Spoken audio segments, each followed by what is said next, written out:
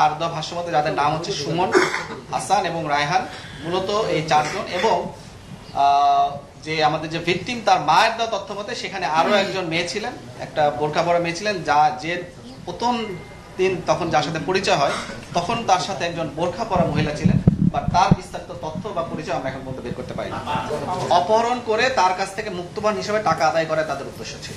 সে মূলত ভিকটিমের মাকে এই অপহরণকারী চক্রের যে মহিলা সদস্য তারা মূলত প্রায় 2 সপ্তাহ আগে থেকে অনুসরণ করছিলেন, এবং তার সাথে তার মোবাইল নাম্বার সংগ্রহ করা, তার বাসায় যাওয়া, এই ধরনের বিভিন্ন ধরনের পরিকল্পনা তারা প্রায় 2 সপ্তাহ আগে থেকে শুরু করেছিলেন। এবং 1 সপ্তাহ আগে থেকেই তারা তাদের বাসায় একবার যান, গিয়ে তার বাসায় সাবলেট থাকবেন, তার বাসায় রুম ভাড়া নেবেন, এবং তিনি অসহায়, তিনি আর্থিক সংকটে আছেন, তিনি পরিবার থেকে একটু দায়গ্রস্ত অবস্থা আছে, এইসব কথা বলে তিনি মূলত একটি সম্পর্ক তৈরি করে তার বাসায় ওঠার চেষ্টা করেন। মনোমালিন্য ছিল, তাদের ভিতরে মনোমালিন্য ছিল, কিন্তু তার নিয়মিত বাসায় আসা যাওয়া ছিল, এবং সে মূলত প্রতিদিনই তার বাসায় যায় তার দেওয়া ভাষ্য মতে, কিন্তু রাতের বেলা সে বাসায় থাকেন না। প্রথমত হচ্ছে যে আপনি যেটা বললেন বগুড়ার দুপচাচিয়ার যে বিষয়টি, সেখানে মূলত এই ছেলের দেওয়া জবানবন্দি অনুযায়ী কিন্তু আমরা কাজ করেছি, এবং তার স্পষ্ট জবানবন্দি ভিডিও ফুটেজ সহ আমাদের কাছে আছে। তিনি যখন কথা বলছিলেন এবং তিনি যখন এই জবানবন্দি দিচ্ছিলেন আমাদের কাছে, তার পাশের রুমে তার আত্মীয় স্বজন ছিল। ইভেন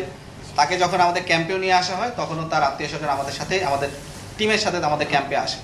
এরপরও তদন্তের স্বার্থে তদন্তে বিভিন্নতা থাকতে পারে, তদন্ত বিভিন্নতার মোড় হয়, তদন্তকালীন সময় যদি আমাদের কোনো সহায়তা দরকার হয় আমরা অবশ্যই সহায়তা করব। এছাড়াও যেটা বললেন যে আমাদের র্যাবের কোনো সদস্যের জন্য যদি কোনো ধরনের অভিযোগ বা কোনো ধরনের গাফিলতি পাওয়া যায় আমরা অবশ্যই তার ব্যবস্থা নিব।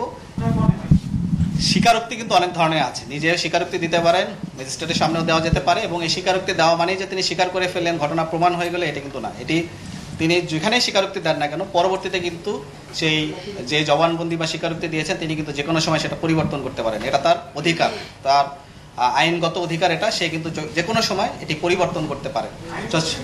অবশ্যই আইনগত